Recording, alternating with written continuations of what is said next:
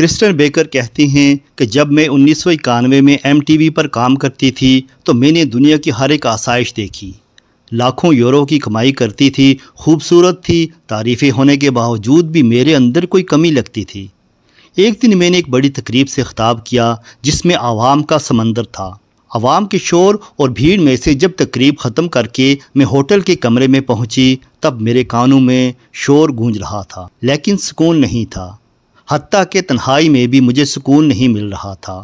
میں ڈپریشن کا شکار ہو گئی، گھبرا کر باہر نکل گئی اور میں نے تلاش شروع کر دی اس نامعلوم چیز کی جس کی میرے اندر کمی تھی، کہ آخر وہ کیا چیز ہے جس کی مجھ میں کمی ہے۔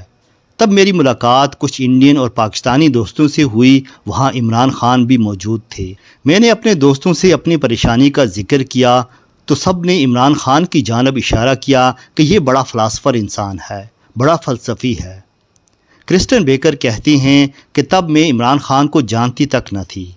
عمران خان نے کہا کہ چلو باہر آؤٹنگ پر چلتے ہیں، لیکن شرط یہ ہے کہ کرسٹن بیکر تم ایک لانگ کوٹ پہنو گی۔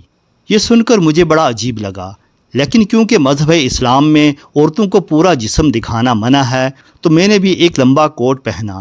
تب مجھے بڑا عجیب لگ رہا تھا، لیکن اس امید کے ساتھ کہ شاید میری پریشانی اور ڈپریشن کا کوئی علاج عمران خان کے پاس ہو، میں عمران خان کے ساتھ باہر چلی گئی۔ میں نے سوچا کہ عمران خان بھی روایتی سے ہوں گے، روایتی گفتگو کریں گے، مجھے ہنسائیں گے، میرا موڈ بدلنے کی کوشش کریں گے، مگر اس کی بجائے انہوں نے جو پہلا سوال مجھ سے کیا وہ فلسفی پر تھا۔ عمران خان نے پوچھا ہماری زندگی کا مقصد کیا ہے، ہمیں کیوں پیدا کیا گیا ہے، وہ کون سا کام ہے جو ہمیں اس دنیا سے کر کے جانا ہے، کیا ہمارے ہونے سے اس دنیا میں کوئی بدلاؤ آیا ہے۔ یہ 4 سوالات تھے۔ انہوں نے روحانیت کی بات کی، اللہ کون ہے، وہ ہم سے کیا چاہتا ہے، پھر عیسائیوں اور مسلمانوں کے درمیان فرق پہ بات کی۔ کرسٹن بیکر کہتے ہیں تب مجھے پتہ چلا کہ یہ تو وہی سوالات تھے، یہ تو وہی خاموشی تھی، یہی تو وہ بے چینی تھی، اضطراب تھا جو میرے اندر موجزن تھا، جن کا جواب میں ڈھونڈ رہی تھی۔ عمران خان نے تمام سوالات کے جواب دیے جو مجھے اسلام کی طرف متوجہ کرتے چلے گئے، اور پھر عمران خان نے مجھے ایک اسلامی کتاب دی۔ میں نے اسے پڑھا اور مجھے یقین ہو گیا کہ دراصل یہی وہ کمی تھی جو میرے اندر ایک طوفان بپا کیے ہوئے تھی۔ تب میں نے اسلام قبول کر لیا، لیکن مجھے عجیب لگا کہ مجھے اسلام سے روشناس کرانے والا کوئی علامہ نہیں، کوئی داڑھی والا مسلمان نہیں تھا، بلکہ ایک نوجوان سپورٹس مین تھا۔ اسلام قبول کرنے کے بعد میں نے عمران خان سے رابطہ کیا اور بتایا کہ میں نے اسلام قبول کر لیا ہے۔ تب عمران خان نے مجھے پاکستان آنے کی دعوت دی۔ میں پاکستان گئی، وہاں خوبصورت پہاڑ، جنگلات اور قدرتی حسین وادیاں دیکھ کر اسلام اور وہاں کے کلچر سے محبت ہو گئی۔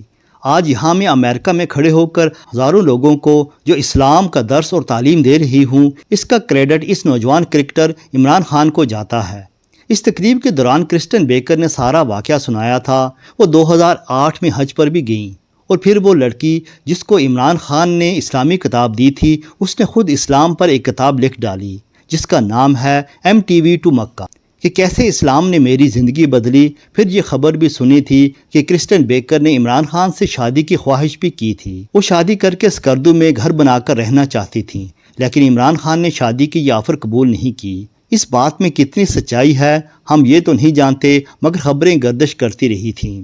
کرسٹن بیکر آج بھی اسلام پر کام کر رہی ہیں، وہ ایک آرٹسٹ کنسلٹنٹ بھی ہیں۔ حجاب تو ہر وقت نہیں لیتی، مگر آج بھی مغرب میں بیٹھ کر لوگوں کو ایک جملہ ضرور کہتی ہیں کہ جو عمران خان نے انہیں پہلی ملاقات میں کہا تھا کہ پردہ کرنے سے عورت کی شان بڑھتی ہے، کم نہیں ہوتی۔ اگر کسی دوست کو اس واقعے میں کوئی شک و شبہ ہو تو کرسٹن بیکر کی وہ تقریر سوشل میڈیا پر آج بھی موجود ہے، آپ اسے دیکھ سکتے ہیں۔